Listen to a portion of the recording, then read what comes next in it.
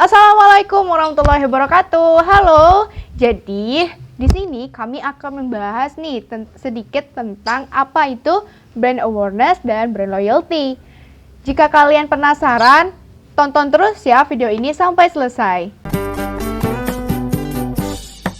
Paket Asia.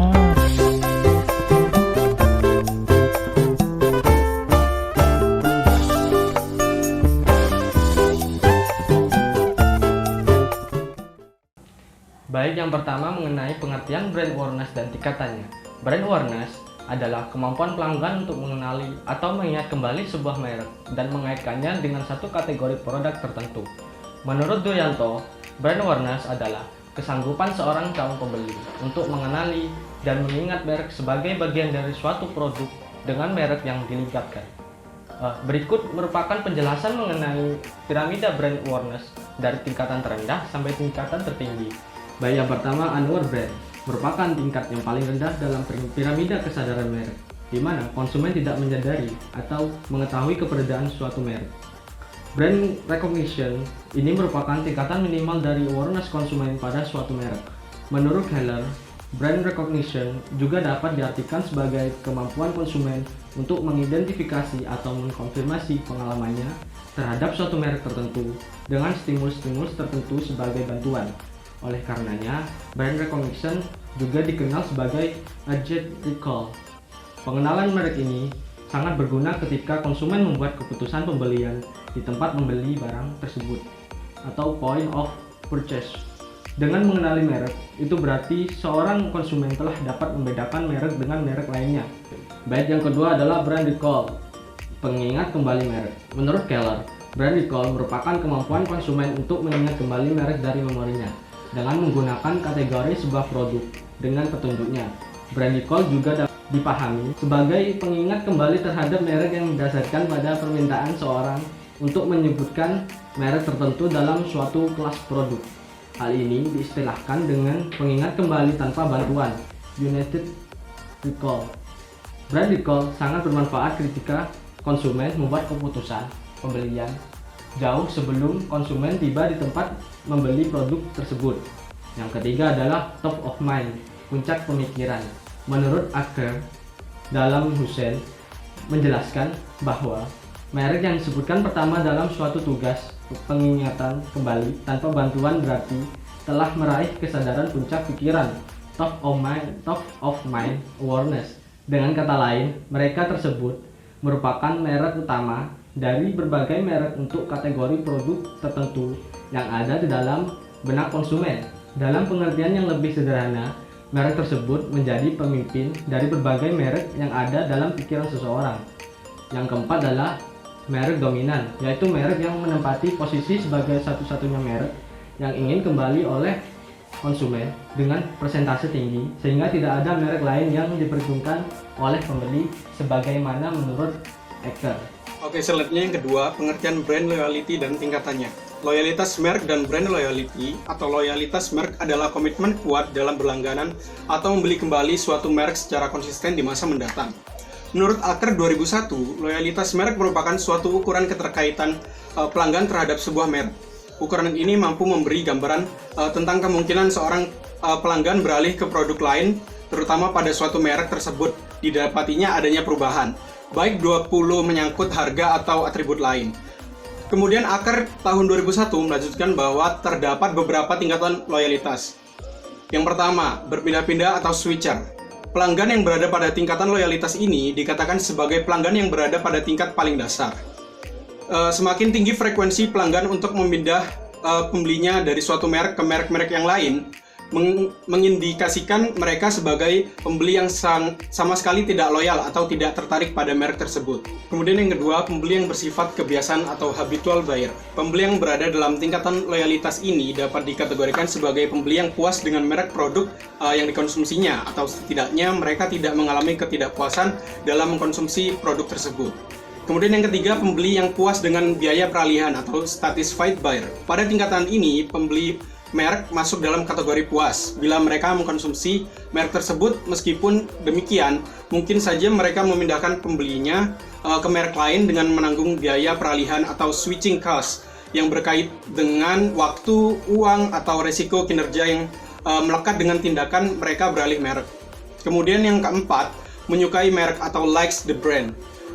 Pembeli yang masuk dalam kategori loyalitas ini merupakan pembeli yang sungguh-sungguh menyukai merek tersebut. Pada tingkatan ini dijumpai perasaan emosional yang terkait pada merek. Kemudian yang terakhir, pembeli yang commit atau committed buyer. Pada tahap ini, pembeli merupakan pelanggan yang setia. Merek memiliki suatu kebanggaan sebagai pengguna suatu merek, bahkan merek tersebut menjadi sangat penting bagi mereka, dipandang dari segi fungsinya maupun sebagai suatu ekspresi mengenai siapa sebenarnya mereka. Selanjutnya, saya akan menjelaskan mengenai cara pengukuran loyalitas merek atau brand loyalty. Rangkuti pada tahun 2004 menjelaskan bahwasanya loyalitas merek dapat diukur melalui yang pertama, behavior measures, suatu cara langsung untuk menentukan loyalitas terutama untuk habitual behavior atau perilaku kebiasaan adalah dengan memperhitungkan pola pembelian aktual. Yang kedua, measuring switch cost. Pengukuran pada variabel ini dapat mengidentifikasi loyalitas pelanggan dalam suatu merek. Pada umumnya, jika biaya untuk mengganti merek sangat mahal, pelanggan akan enggan untuk berganti merek sehingga laju penyusutan kelompok pelanggan dari waktu ke waktu akan rendah. 3. Measuring satisfaction. Pengukuran terhadap kepuasan atau ketidakpuasan pelanggan suatu merek merupakan indikator paling penting dalam loyalitas merek. Bila ketidakpuasan pelanggan terhadap suatu merek rendah, maka pada umumnya tidak cukup alasan bagi pelanggan untuk berpindah ke merek lain, kecuali bila ada faktor menarik yang cukup kuat. Keempat, measuring liking brand. Kesukaan terhadap merek, kepercayaan, perasaan hormat atau bersahabat dengan suatu merek membangkitkan kehangatan dan kedekatan. Dalam perasaan pelanggan akan sulit bagi merek lain untuk menarik pelanggan yang berada dalam tahap ini. Ukuran rasa suka tersebut adalah kemauan untuk membayar harga yang lebih mahal untuk mendapatkan produk tersebut. Yang kelima, measuring commitment. Salah satu indikator kunci adalah jumlah interaksi dan komitmen pelanggan terkait dengan produk tersebut. Kesukaan pelanggan akan suatu merek akan mendorong mereka untuk membicarakan merek tersebut kepada orang lain, baik dalam taraf menceritakan atau sampai tahap merekomendasikan. Yang selanjutnya adalah apa sih hubungannya brand awareness dan juga brand loyalty? Kesadaran merek menunjukkan kesanggupan pembeli atau calon pembeli dalam mengenali atau mengingat kembali bahwa suatu merek merupakan bagian dari kategori merek tertentu. Peran kesadaran merek dalam keseluruhan ekuitas merek tergantung dari sejauh mana tingkatan kesadaran yang dicapai oleh suatu merek. Kesadaran merek akan mendorong untuk melanjutkan konsumen ke dalam tingkatan loyalitas merek. Selain itu juga, kesadaran merek membutuhkan kontinuitas dari pelanggan dalam memilih sebuah produk. Karena perasaan pertama dalam penggunaan suatu produk dapat mewakili bahwa hanya ada satu merek yang akan dipilih dari sekian banyak produk. Kesimpulannya, semakin tinggi tingkat kesadaran merek atau brand awareness suatu merek di mata konsumen, maka akan semakin melekat suatu merek ke dalam pikiran konsumen. Sehingga makin besar pula kemungkinan suatu merek dipertimbangkan di setiap pembelian, dan makin besar pula kemungkinan merek tersebut akan dipilih oleh konsumen. Baik, yang selanjutnya adalah tentang cara membangun dan memperbaiki brand awareness. Ada banyak cara yang dapat dilakukan untuk membangun brand awareness. Berikut ini beberapa strategi promosi yang dilakukan untuk meningkatkan brand awareness. Yang pertama adalah iklan konvensional. Yang dimaksud dengan iklan konvensional ialah iklan yang umumnya adalah hard selling dan melalui media konvensional seperti televisi, radio, reklame, dan lain-lain. Iklan konvensional mampu memapar audiens luas. Oleh sebab itu, iklan konvensional sejak dulu menjadi andalan dalam menciptakan ataupun meningkatkan brand awareness. Yang kedua adalah media sosial. Media sosial menjadi pilihan bagus untuk meningkatkan brand awareness. Sebab media ini menjadi konsumsi yang wajib bagi masyarakat saat ini. Anda harus benar-benar aktif mengunggah konten yang relevan dan berinteraksi dengan audiens secara berkala. Dengan mengunggah konten yang relevan, maka Anda akan dapat mengumpulkan banyak audiens yang nantinya akan dapat menjadi prospek bisnis bagi Anda. Yang ketiga yaitu adalah konten marketing. Strategi ini ialah pilihan fresh di tengah masyarakat yang jemu pada iklan. Ciri utama pada konten marketing ialah di mana merek menyajikan konten yang dapat memiliki suatu nilai, baik itu informasi atau hiburan bagi audiensnya. Nilai ini yang nantinya menarik audiens atau calon konsumen untuk mengkonsumsi konten merek dengan kemauan mereka, sehingga secara tidak sadar audiens terpapar oleh pesan dan merek tersebut. Yang keempat yaitu adalah mengadakan event. Mengadakan event bisa menjadi sebuah ajang promosi untuk memperkenalkan merek Anda, misalnya untuk peluncuran sebuah produk atau promosi produk yang terbaru. Yang kelima yaitu adalah berkolaborasi dengan bisnis lain yang menargetkan persona pelanggan sama seperti bisnis Anda, namun tidak bersaing secara langsung. Yang terakhir atau yang keenam yaitu adalah memberikan merchandise. Memberikan merchandise merupakan salah satu cara untuk berterima kasih kepada para pelanggan Anda atas kontribusi mereka pada bisnis Anda. Dan tentu saja hal ini merupakan cara yang tepat untuk memperkuat brand awareness. Semakin unik merchandise yang Anda berikan kepada pelanggan, maka akan semakin baik dampaknya. Selanjutnya yaitu cara memperbaiki dan membangun brand loyalty atau kesadaran merek. Nah, Durianto pada tahun 2004 dia menyebutkan beberapa hal yang harus diperhatikan dalam meningkatkan dan memperbaiki kesadaran merek.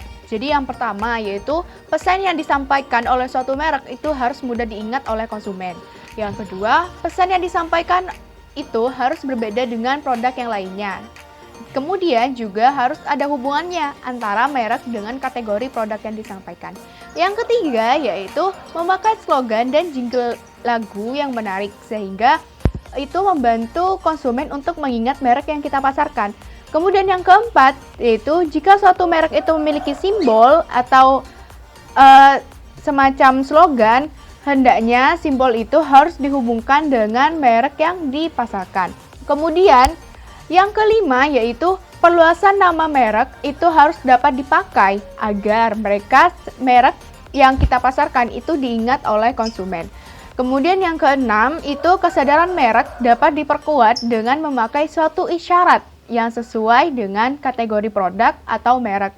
Nah, yang terakhir yaitu melakukan pengulangan untuk meningkatkan pengingatan karena pembentukan ingatan itu lebih sulit dibandingkan dengan membentuk suatu pengenalan.